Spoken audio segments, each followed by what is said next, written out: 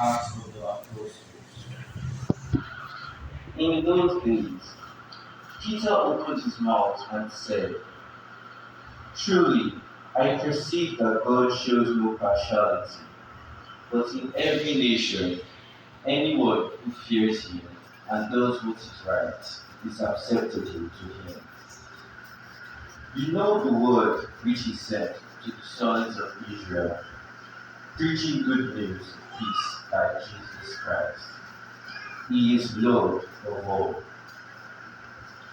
The word which was proclaimed throughout all Judea, beginning from Galilee after the baptism which John preached.